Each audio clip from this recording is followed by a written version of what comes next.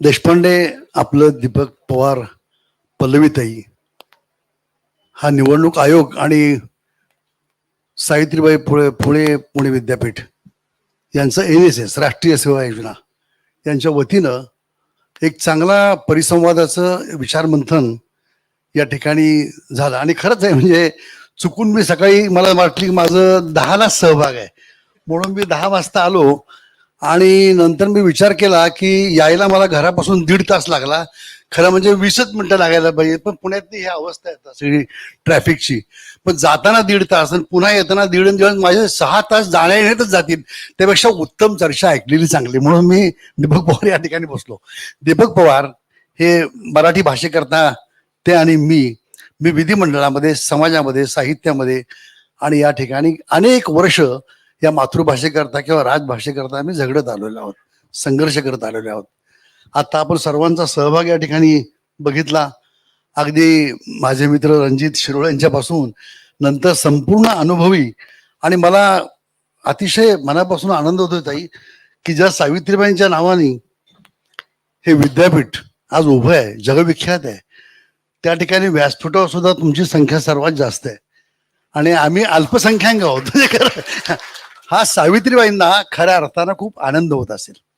हा सांगायचा मुद्दा मला एवढ्यासाठी आहे की लोकशाही मधला सहभाग, खरं म्हणजे लोकशाहीचा अर्थ डेमोक्रेसी किंवा त्या विस पागेंनी काँग्रेसच्या एका शिबिरात आम्हाला सांगितलं होतं, हा मुळात लॅटिन शब्द आहे म्हणाले. आणि डेमॉस म्हणजे लोकांच्या आशा आकांक्षा, प्रश्न, चिंता ज्यामध्ये व्यक्त होतात, ते क्रसी म्हणजे राज्य, ते डेमोक्रेसी. आत्ताच्या आपल्या भारतीय लोकशाहीची वाटचाल जर तसं पाहिलं तर निश्चितच प्रगल्भ आहे. आणि इतर कोणत्याही पाश्चिमात्य राष्ट्रांशी किंवा जगातल्या आपल्याबरोबर जे देश स्वतंत्र झाले, जवळजवळ 69 देश, त्यामध्ये हा खंडप्राय 130 कोटीपेक्षा अधिक लोकसंख्येचा असलेला, सर्व धर्मांचा, सर्व जातींचा, सर्व भाषेचा असा हा देश स्वातंत्र्यापासून आजपर्यंत लोकशाही टिकवून आहे, हे माझ्या दृष्टीने अत्यंत समाधानाची बाब आहे. कारण इतर सगळ्या 68 देशामध्ये आलटून पालटून कधी लोकशाही राहिली, कधी हुकुमशाही आली, कधी राजेशाही वगैरे वगैरे या पार्श्वभूमीवर. पण मग त्या लोकशाहीचा अर्थ काय, आपल्याला आश्चर्य वाटेल. लोकशाहीच्या व्याख्या खूप केलेल्या आहेत, पण बाळासाहेब भारदे जेव्हा स्पीकर होते आणि त्यांचा मला खूप सहवास लाभला. लोकांचा सहभाग आणि सरकारचं कर्तव्य, या 2 गोष्टी एकत्र आल्याशिवाय लोकशाही यशस्वीच होत नाही. मग आता मनीषाताईंनी आणि सर्वांनी सांगितलं. रेखाताई, मी तुम्हाला धन्यवाद देतो की तुमच्या मॅनिफेस्टोमध्ये आणि ह्याच्यामध्ये हा विषय आपण सक्रियपणे राबवला. रुपालीताईंनी काही त्यांच्या योजना, त्यांनी केलेले पदाधिकारी, आणि आमच्या लताताई हे आमच्या वहिनी, त्यांचे मिस्टर हे सोनवणे आज हयात नाहीत, सुरेश, हे माझ्या युवक काँग्रेसमधले सहकारी, खूप जीवाभावाचे सहकारी, आणि त्यांच्या ह्या पत्नी. त्यामुळे यांची चळवळ, आणि त्यांनी सांगितलं की आम्ही विधानसभेत किंवा कुठे निवडून गेलेलो नाही, पण केरळ सारख्या राज्यामध्ये त्यांच्या पक्षाने काय केलं हे त्यांनी या ठिकाणी सांगितलेलं आहे. आता राहिला प्रश्न तुम्हाला सांगतो मॅनिफेस्टोचा, जाहीरनामा. जाहीरनामा हा शब्द आता तुम्हाला सांगतो म्हणजे एवढा गमतीचा आहे. आता या व्यासपीठावर मी जरी काँग्रेसचा असलो तरी काँग्रेस पक्षाचा अभिनिवेश बाजूला ठेवून हा खरं जनतेतला भेडसावणारा, अत्यंत उपेक्षित, वंचित, तिरस्कार झालेला समाजाचा प्रश्न आहे. या भावनेने मी याच्याकडे पाहतो. केवळ पक्ष म्हणून नाही, पक्ष म्हणून आपण सर्वजण या ठिकाणी बसलोत हे ठीक आहे, एक पक्षाचे आपण प्रतिनिधी आहोत, हा एक वेगळा भाग आहे. पण त्याच्याही पेक्षा समाजातला अत्यंत वंचित, उपेक्षित आणि कायम आयुष्यभर 24 तास तिरस्कार, तिरस्कार आणि तिरस्कार या शब्दाशिवाय किंवा या भावनेशिवाय ज्यांना कधीच काही मिळालं नाही, अशा एका समाजातल्या महत्वपूर्ण घटकाचा आपण विचार करतो. मी तर तृतीयपंथी वगैरे हा शब्दही वापरत नाही. समाजातला अत्यंत एक महत्वपूर्ण घटक, अशा भावनेनं मग या प्रश्नाच्याकडे पाहतो. आणि राहिला जाहीरनामा. आता आजची लोकशाही, आपल्या लोकशाहीची वाटचाल परमपूज्य डॉक्टर बाबासाहेब आंबेडकरांनी आणि म्हणजे राष्ट्रपिता महात्मा गांधी आणि नेहरू सर्वांनी ठरवलं की हे कोणाला द्यायचं काम ड्राफ्ट कमिटीचं.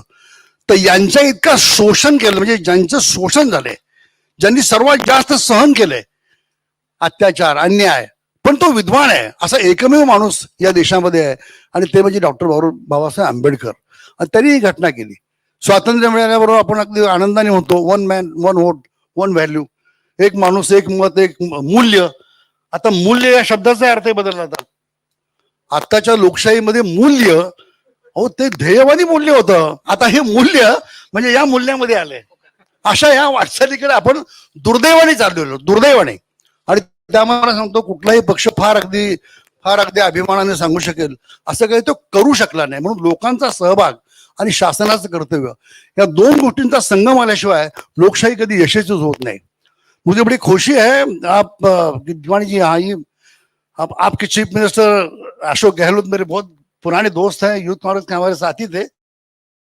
मेरे दिल से ये आयोग ये राजस्थान में हो रहा है, मुझे बड़ी खुशी हो रहा है. वहां से आए मला आश्चर्य वाटलं की राजस्थानापासून आपण किती, देशपांडे आणि आपण सर्वांना मी धन्यवाद देतो की किती दूर प्रदेशातून या घटकाचे प्रतिनिधी या ठिकाणी चर्चा करायला आले आहेत. आणि म्हणून मी लोकशाहीचा मुद्दा या ठिकाणी मुद्दा वापरतो.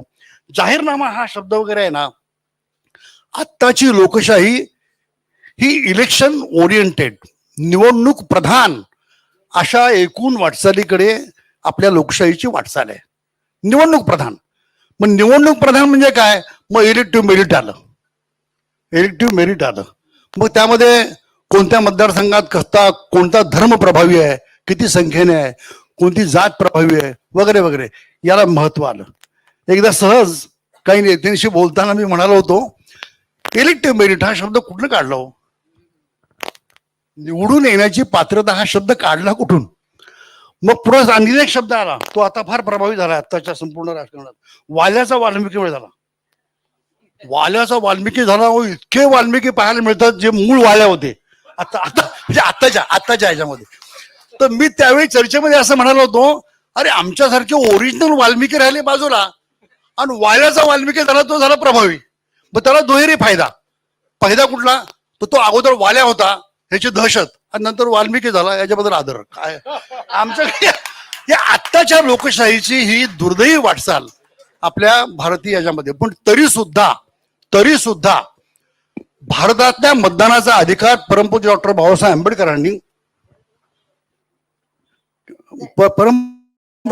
आंबेडकरांनी प्रत्येकाला मताचा अधिकार दिला. मी हा मुद्दा मांडतो, आपल्याला आश्चर्य वाटेल. अहो रशियामध्ये बुरखा असावा का नसावा, महिलांना मतदानाचा अधिकार असावा का नसावा, डाव्या विचारांचा म्हणजे झारच्या संपूर्ण क्रांती मिळालेला नव्हता. ज्याला आपण लोकशाहीची जननी म्हणतो त्या इंग्लंड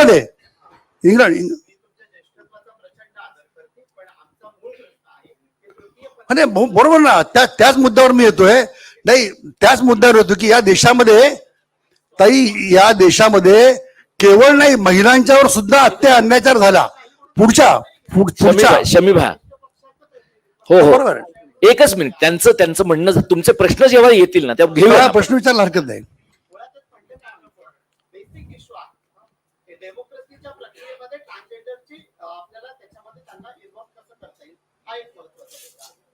देशातल्या सगळ्यात जुन्या म्हटल्या जाणाऱ्या पक्षाचं प्रतिनिधित्व करताय.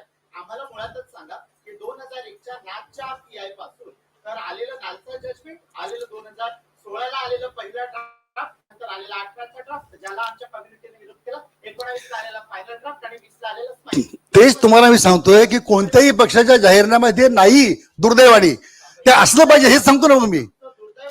हा मग तेच सांगतोय, ते माझ्याच नाही, कोणत्याही पक्षाच्या जाहीरनाम्यात दुर्दैवाने हे आलेलं नाही. आणि जर आलं तर त्याची अंमलबजावणी होतेच असं नाही, दुर्दैव. आणखीन मग निवडणूक झाल्यानंतर लोकांनी मतं दिल्यानंतर नेते म्हणतात हे जुमलेबाजी तू चलती राहिली आहे. आम्ही आश्वासनं दिली आणि ती पाळलीत का, असं नाही. म्हणून आजच्या लोकशाहीमध्ये केवळ जाहीरनाम्यामध्ये घालायचं नाही, तर जाहीरनाम्यामध्ये घेतल्यानंतर जसा आता उल्लेख या ठिकाणी केला की वेगवेगळ्या हॉस्पिटलमध्ये, आता चाकणकर रुपालीताईंनी या ठिकाणी सांगितलं, जो प्रश्न मगाच्या चर्चेमध्ये उपस्थित झाला होता, आपल्या मला वाटतं दळवीताईंनीच त्या ठिकाणी उपस्थित केला होता की ससून सारख्या या सगळ्या ठिकाणी हॉस्पिटलमध्ये वेगळं काय आहे का नाही, तर ती यंत्रणा नव्हती. पण रुपालीताईंनी सांगितलं की त्यांनी प्रयत्न करून त्या ठिकाणी हा सगळा भाग केलेला आहे. आणि म्हणून मला असं वाटतं की आपल्या प्रश्नांसाठी प्रत्येक पक्षांनी, सर्वच पक्षांनी आपापल्या केवळ जाहीरनाम्यामध्येच काही देऊन चालणार नाही, तर त्या जाहीरनाम्याची अंमलबजावणी कशी करता येईल.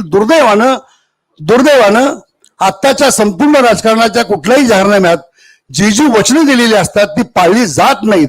आणि म्हणून लोकशाहीमधला आपला जो सहभाग आहे, जो सहभाग आता औरंगाबादला असेल किंवा आता या निवडणुकीच्या प्रक्रियेतून आलेला असेल, काही ठिकाणी आपले प्रतिनिधी निवडून आले, काही ठिकाणी वेगवेगळ्या पक्षांचे आपले प्रतिनिधी हे पदाधिकारी झाले, अशा प्रकारचा सहभाग हा वाढवणं हे प्रत्येक पक्षाचं काम आहे.